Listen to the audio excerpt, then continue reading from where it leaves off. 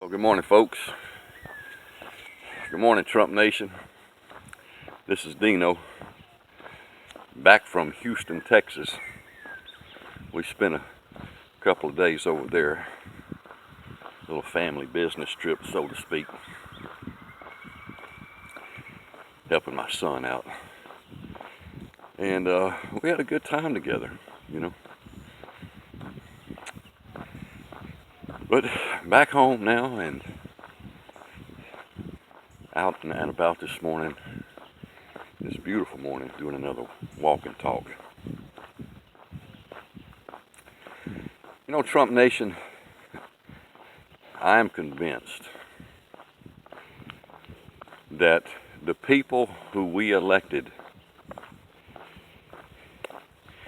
in the seats of government and rule over this nation for several decades now, they have wanted and were very dependent on you and I being so heavily involved in our own world, in our own life, in our own little empires, so to speak, that we would very little pay them mind or pay attention to their maneuvers. Because,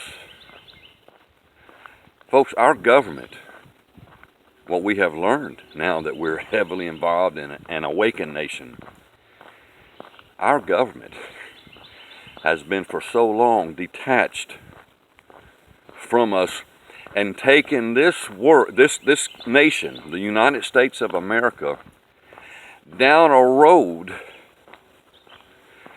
that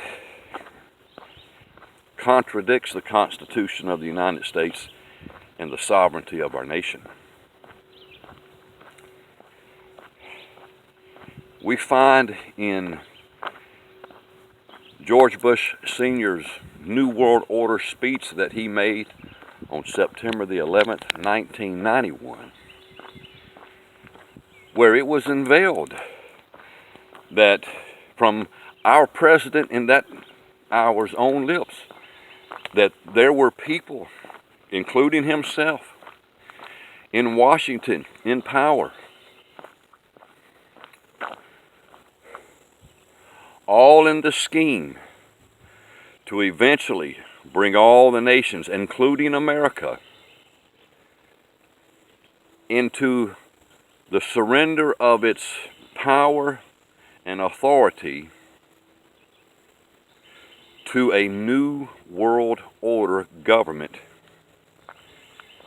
which all nations would be dictated by and ruled from. He revealed it. Go back and look at the speech. And he said concerning this new world order, he said, we're going to get there. And folks, backing that quest, friend, is strong determination. And that is what we, in part, are fighting. That spirit we're fighting today in our country and around the world. I mean, you look at England,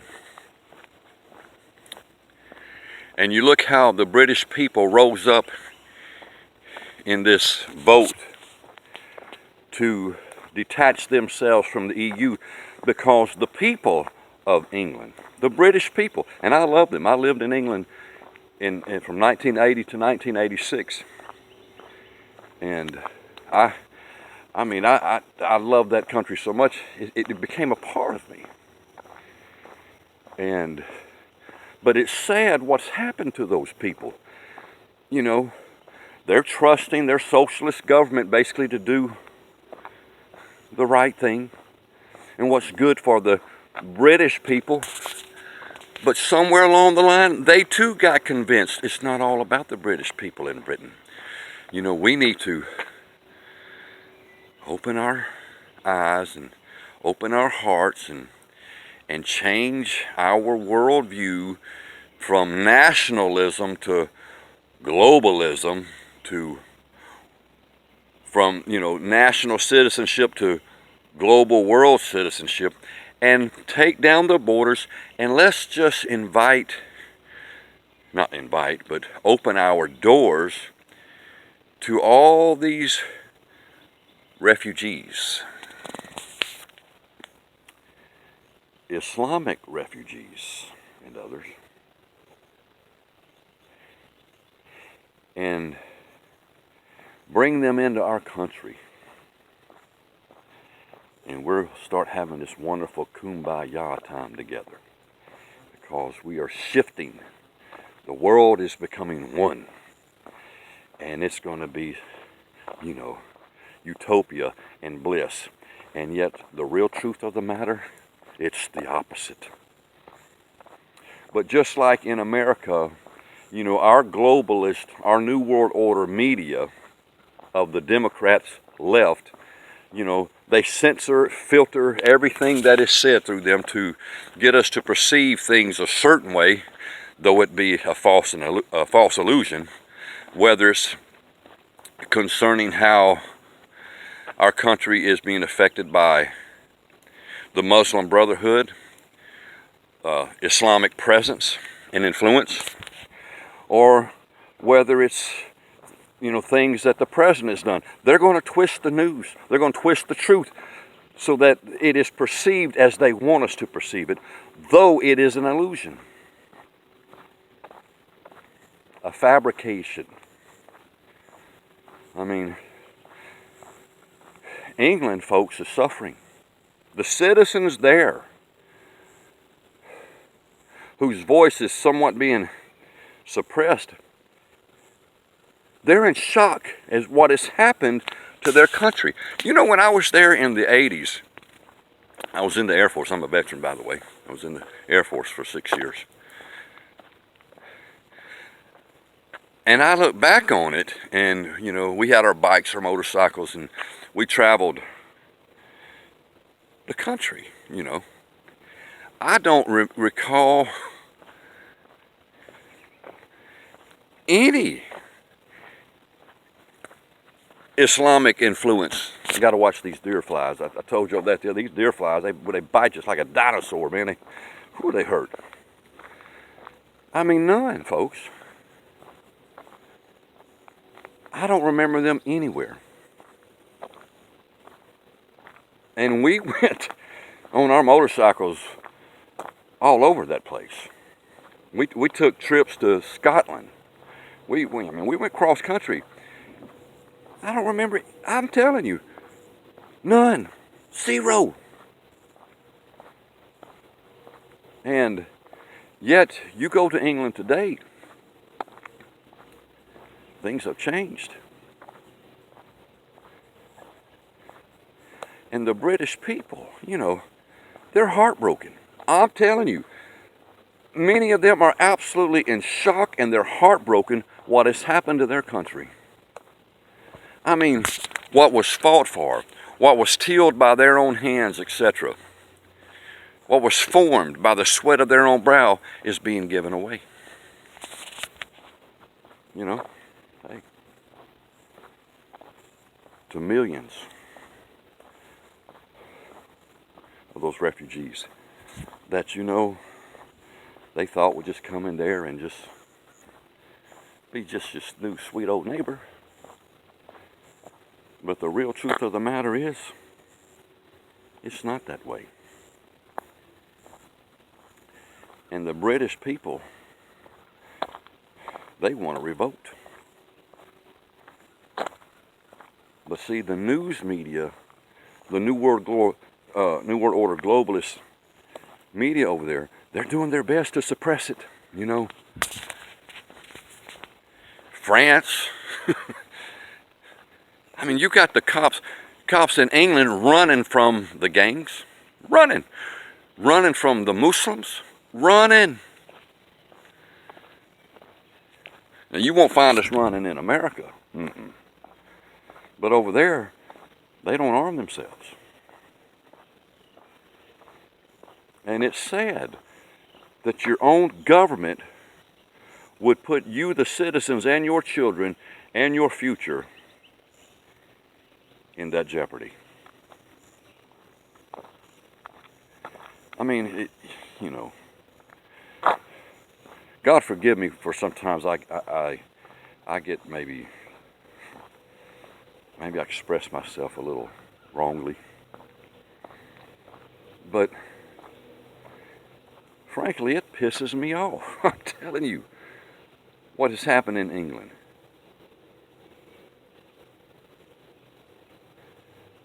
You know, the Islamic people, once they get in numbers, they demand you tolerate them. Demand it.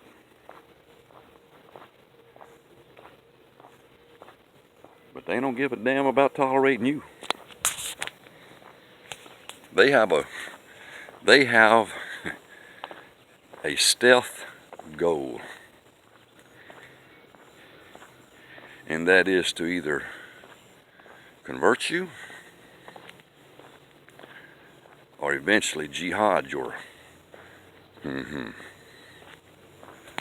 Folks, I hate to say it, but that is the truth. They're going to try to get the nations that they've been able to invade through this New World Order openness to convert. Oh, we got a fox up there. Oh, you just go on. I'm not no supper for you. Or eventually, their goal is your nation's domination with their religion, which is, you know, it's a political machine is what it is.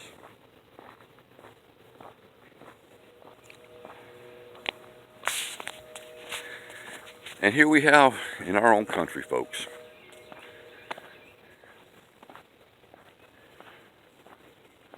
in our own streets, in America the beautiful, the land of the free, the home of the brave, these same invaders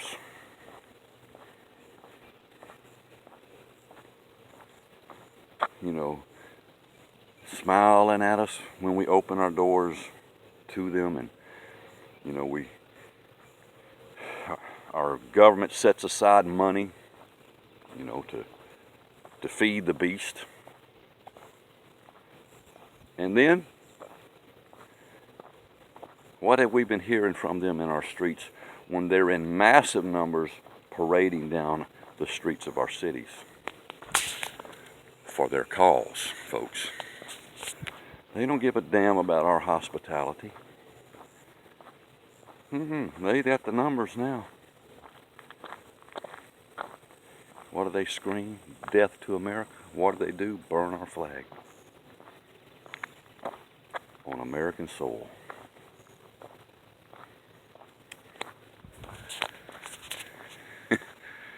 What happened to the kumbaya moment, folks? I mean, you're hearing it when you listen to them from the horse's own mouth. But oh, there's nothing to see here, says the New World Order globalist media of the left and Democrats. They just had a bad day. They don't really mean that. You know. Really?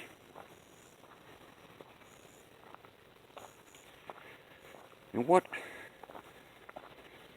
allowed this to happen?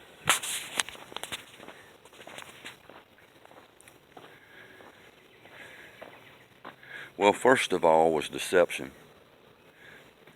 Second of all was the use of tolerance and compassion of a political kind, not of a real spiritual kind, for political advantage to the left, the New World Order forces and powers, such as the Bushes, which did not vote for President Trump, mind you, though they were Republicans. Well, who do you suppose they cast their vote for? her. Why? She's part of that pack. It doesn't matter if you're on the left or on the right side of the aisle. Man, that New World Order purse has bought bunches of them. And that's what we're fighting. That's why they don't exalt and honor being an American citizen like we used to. That's why they don't exalt and enforce. You're going to come to our country, you're going to learn our language, you're going to pledge allegiance to our flag and to our republic. No, it's all that's been kind of put on the shelf, so to speak, because they're trying to transform the thinking of America. I mean, it's shocking what we're seeing today. And this which happened to Roseanne, folks, that was a political hit. Because all of us, you, me, every person that's kind of somewhat in tune to what's going on in this country, we know good and well, man, the things that have been said about our president by celebrities, by movie stars, by people in the music industry, and about us who are Trumpsters. A lot worse than what she said. And yet they're still getting paid a big check. Their television programs aren't canceled. Ooh. Why? Why her? Because her show, with just the little bit of President Trump and Trump Nation favoritism, was getting too much positive for Trump and Trump Nation attention. And it showed, I mean, this was the biggest money-making, show going on at the time, or one of the tops, and they didn't like what that preached. So what I gotta do? Political hit, bam, use that, cut this show off. Why? Because these maggots, they own so much in this country now. They're hitting us from every angle they can. The left, Democrat, news media, besides Fox, paying those spokesmen, those news reporters, millions and millions and millions and millions and millions and millions and millions and millions of dollars a year. Their words, their tongue, their mouth is bought. It's like a corrupt politician. And you better play their game or you're going to get fired. What do you mean, Deno? Well, let's just say one of these news reporters that's paid all these millions to bash us and to bash Trump and to be anti-America first and all that, suddenly starts saying, folks, let me tell y'all something. You know, they demand that we bash Trump. They demand that we, no matter what, no matter how good he's doing, no matter how great he's doing, no matter the positive things he's doing in this country, you bash him. You report something negative. Man, if the unemployment drops to 3%, you start talking about the size of his hands. I mean, if you know, the stock market keeps increasing and people are putting more money in their pockets, you talk about something he did 25 years ago. You know, distract, twist truth, lie, divert their attention by all means possible. Fake news it. I don't care. Just fake news it. Fake news it. But let's say just one of those popular people, they suddenly can't sleep at night. They're tossing. Because, you know, they realize one day they're going to have to stand before an almighty, glorious one. And they know they've been playing this game. They know for money's sake they've been acting like Judas and betraying the truth. And they just say, folks, I can't take it no more on national TV. I'm tired of us just bashing the president. You know, they threaten our jobs if we say anything positive about him. But I want to tell y'all something. President Trump, in the first year and a half of his presidency, has done more good for this country than any other in known history in such a short of time. And he loves this nation. He's a patriot. He's not a perfect man, but God, we see his heart. He is working sun up to sundown and then some to help the American people, standing up for the citizens of this country. And I take my hat off to him. Boy, they would be on that person like vultures over a corpse. You know, what? Damage control, political hit, bam. All of a sudden you're going to find out all the skeletons in that person's closet. Why? Because that's how evil people operate. And that's who's running this crap.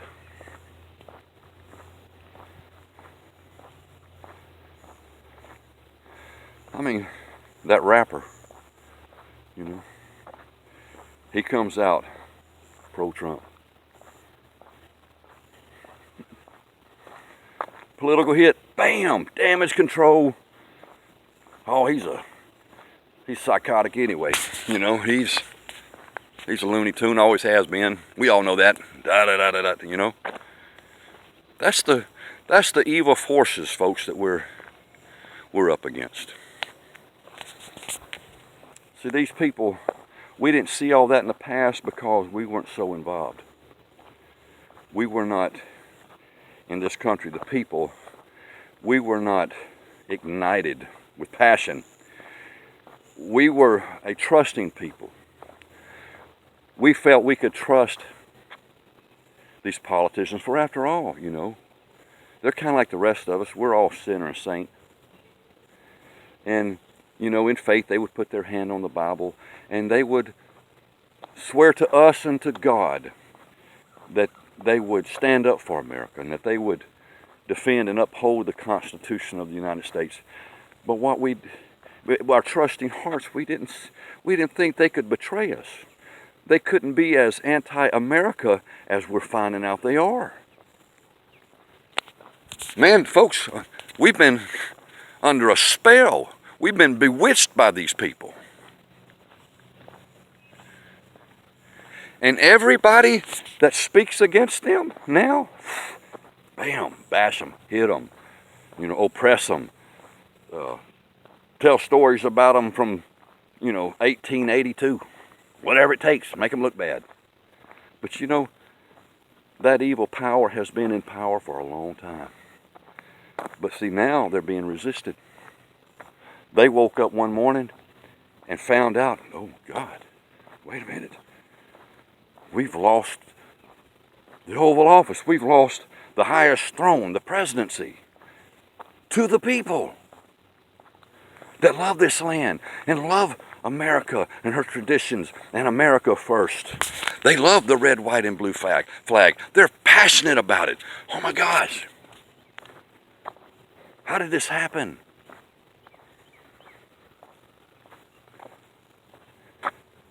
And since that day, they have more and more, as the days go on, unveiled how really evil and anti the people they are.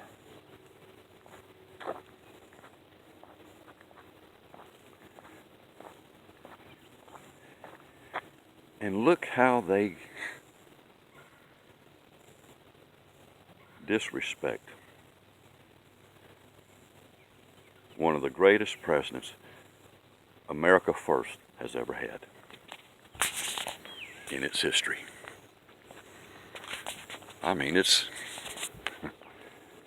so wrong what they're doing.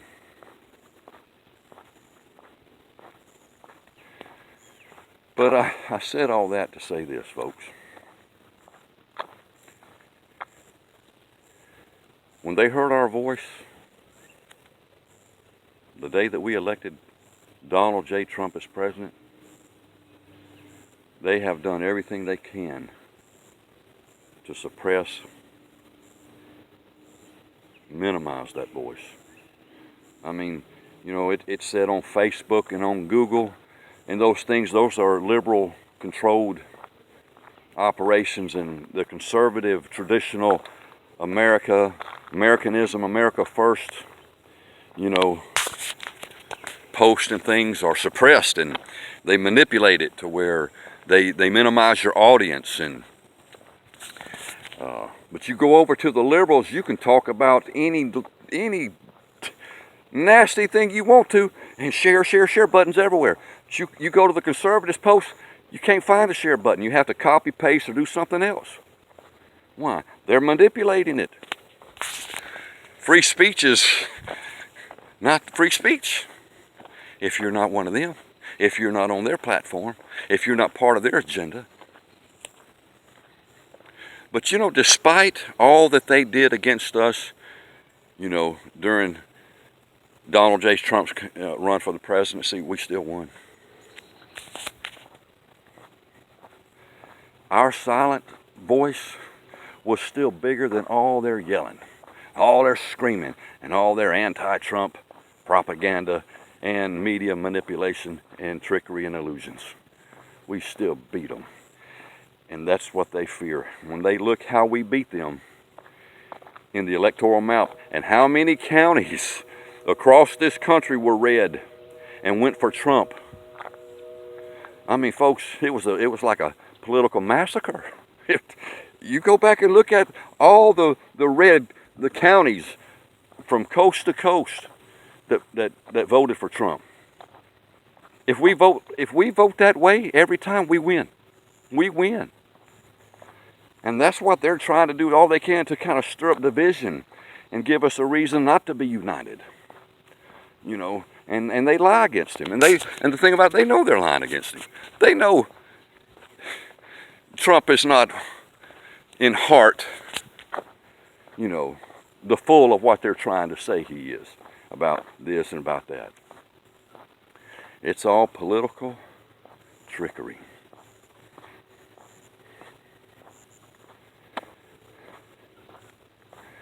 Yeah, those people in power, they were wanting us for years and years just to sit back and, you know, and live for self. Be what you want to be, and just entertain yourself, drink yourself till you're silly. We all do it, or have done it.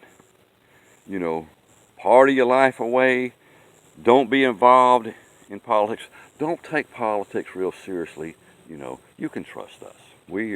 We've got your interest at heart, really. And yet, they want to take your Social Security from you, you know. But the $100 billion a year plus that they give to these foreigners and refugees, you don't hear them want to take that from them. Though they haven't put a dime in the system, what does that tell you? That's their voter advantage. And see, this used to be the conservative vote. This used to be their vote right here. They needed something to put them over the top. And they used our own system, refugee immigration system, against us to get them over the top and get those people voting. They brought, what, 30, 40 million of them into the country the last 50 years? And really, let me tell you what that is. It wasn't a compassion. It wasn't tolerance. Well, yeah, it was tolerance on our stupid part. It was a political hit against the conservatives of this country, against those that love this country. I loved America first, loved our history, good and bad.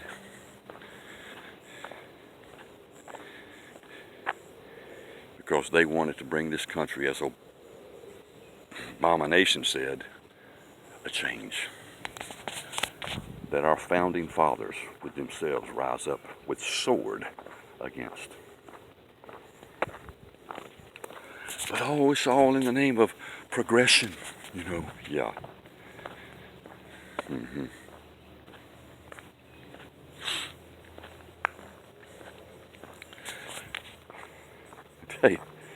I'll tell you a story before I close this. My dad, he preached for 55 years. And for a lot of years, I made the man cry. And he was one that was highly involved in politics. Me, back in those days, no. That's the last thing I want to talk about. If you start a political conversation, I'm out the door. I'm going to have a good time somewhere doing something. And for that reason and many other reasons, my dad wept. Because he said, son, if more people like you, we're going to lose this country. And I would think, oh no, you're not going to lose the country. There's no way. How stupid was I? I mean, this thing don't run itself, folks.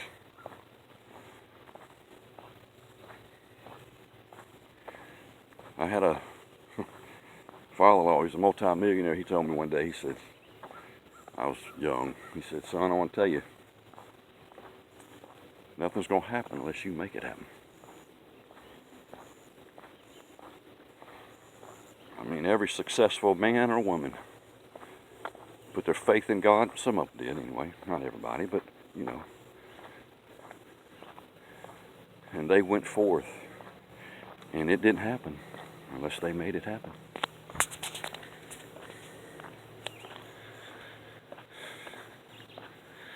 And you know what? If you and I don't make this happen, we're going to lose this country to those New World Order globalists, Democrats, Republicans that have another dream for America.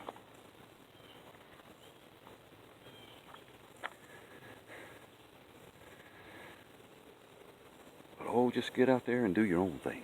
Don't worry about it. Take care of itself. The weeds will stay out of the garden. You don't have to go out there and till them. Just plant your seeds, walk off. Trust the elements. Trust nature. Trust this, trust that. And the whole time God said, look, you got to till. I gave you a beautiful garden, but you got to get involved. It's not going to till itself. Well, folks, our government's not going to till itself either. The weeds are going to stay there unless we rise up. And I'm not talking about in violence. I'm talking about in the violence of the vote. That part. Years ago, in those days, and oftentimes I broke my mom and dad's heart and others, but you know, I was running the roads, and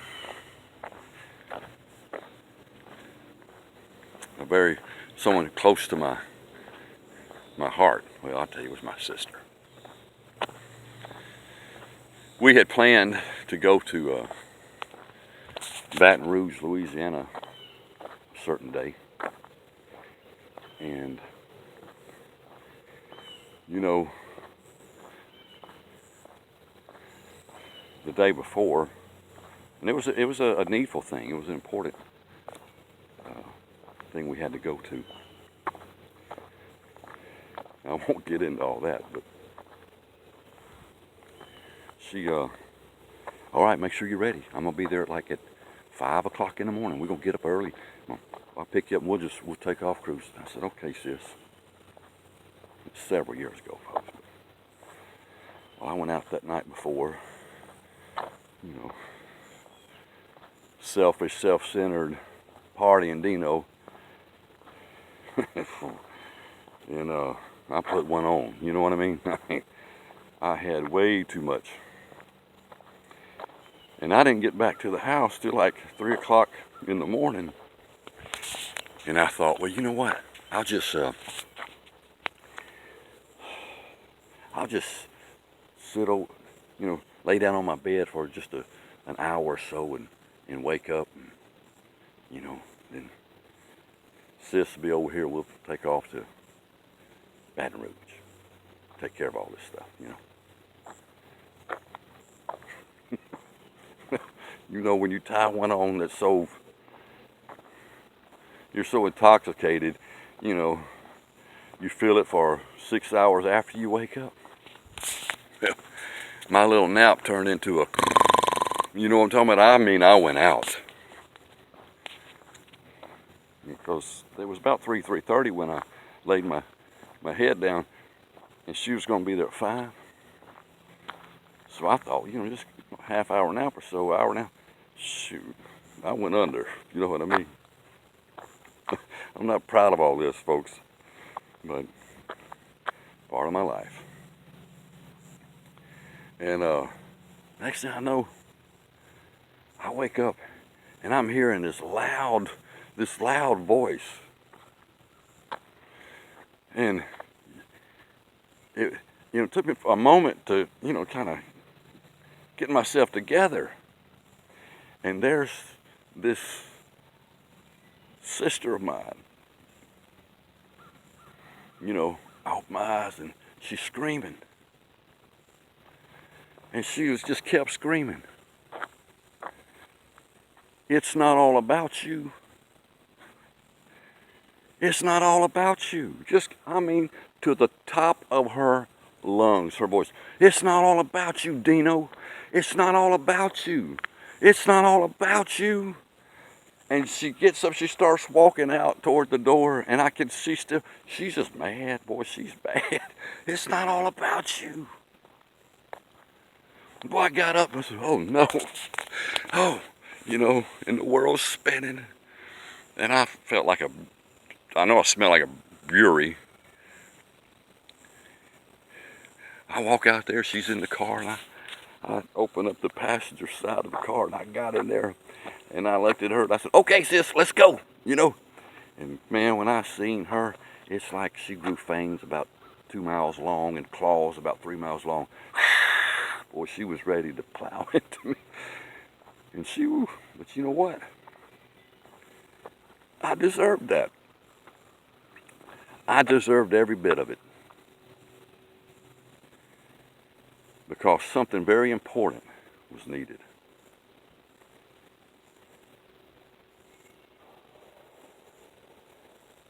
And I wasn't taking it to heart. Oh, it'd take care of itself. I'm just going to get out here and do my thing. Don't worry about it. Folks, it's not all just about me. It's not all just about you, right? It's about this country. And it's about its future for our children. These people opposing us, folks, they are determined. Listen to their media every day. They march the streets. They get violent against us.